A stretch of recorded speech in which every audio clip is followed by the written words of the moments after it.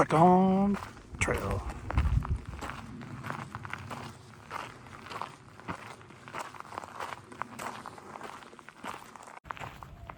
Back on trail after a week and a day. Think I gotta double check that. I'll give a detailed explanation of what's been going on at my end of day. Today was a long travel day. Picked up some friends and we're starting at mile 251 in Big Bear. So, short day, details to come.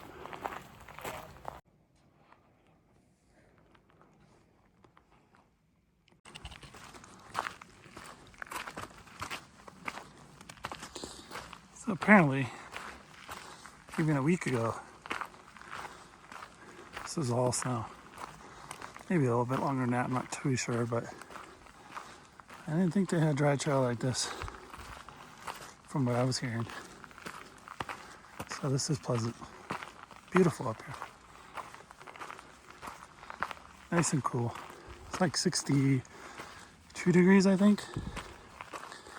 When we were down by Cabazon, it was like 77, I think. So much nicer.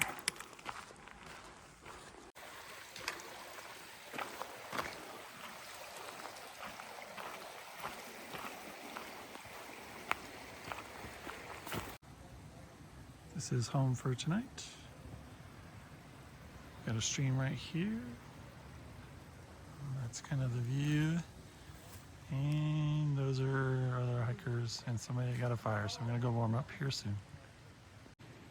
So this is a wrap up of technically day 25. I'm just staying on the days in my logbook. So that was about 8 zeros off. So long story short, I went off trail. My girlfriend picked me up. I shuttled a fellow hiker to Idlewild and then went home to try to rest. That was the goal. Don't think it really did much. I still have a lot of pain, but I'm just gonna have to grin and bear it, and either it's gonna get me off or I'm gonna go through it. Another fun tidbit was in 2 days after I got home, my fellow hiker I was with was injured and wanted to fly home international, so I drove back to Idlewild, picked him up and took him to my place where we stayed for 2 days, and then he was able to catch a flight to LAX from close to my house. So maybe that's what was supposed to happen, so I could help a fellow hiker out and make sure he got home safely. Hope he comes back. Shout out to Balloon. If you see this, I hope you are back out here with us soon. And then I just rested a couple more days and then tried to hook up with some people that I knew previous on the trail, which happened today. So we made plans 2 days ago to try to, for me to come drive back to Idlewild. So keep in mind, it's a 3-hour one-way trip, so a lot of driving this week. So I drove back up to Idlewild. I picked up 3 fellow hikers that I was hiking with previous. And we were thinking of going to I-10 and then did a about face and skipped from Idlewild to Big Bear about mile 250. So everybody has their own reasons. Technically I skipped from mile 150 to 250, so 100 miles skip. Again, I'm local. There's a lot of messed up trail in between here and there. A lot of people are skipping, and you know, it is what it is. That's what I felt was right with me, and I'm glad the other hikers wanted to do the same thing. So I don't think I would have been faring well, especially Mission Creek where it's not even a trail. So we basically left 7:30 in the morning and we just got into camp at 7, so it's been a long day. We only hiked 5 miles. So we got to about 251, mile 251, got out of the car and hiked to 256. So we're close to Big Bear. We're just gonna kind of decide what we're gonna do the next couple of days. Probably work our way around Big Bear and then maybe come in a little bit later.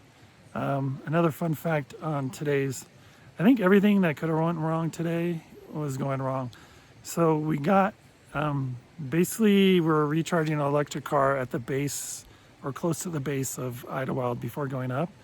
And we were going to get something to eat before we started charging. And I realized I had no shoes. So I was still wearing my slippers from home. My hiking shoes were probably 2.5 hours back home. So we were panicking.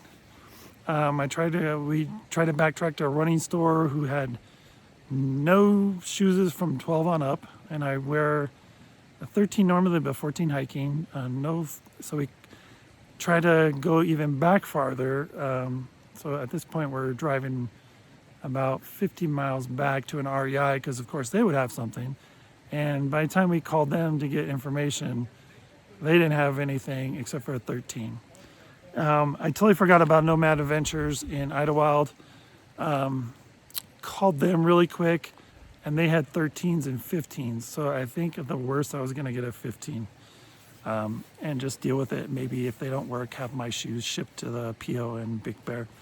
So basically, we drove about an hour and a half out of the way, and we're late to pick up my friends. And then we used a lot of the battery, so I had to recharge 2 more times. So it was a whole mess. Ended up going to Nomad Adventures. They had 1 pair of 14s in the whole place, and it was Ultra Lone Peak 8s, which I was wearing anyways.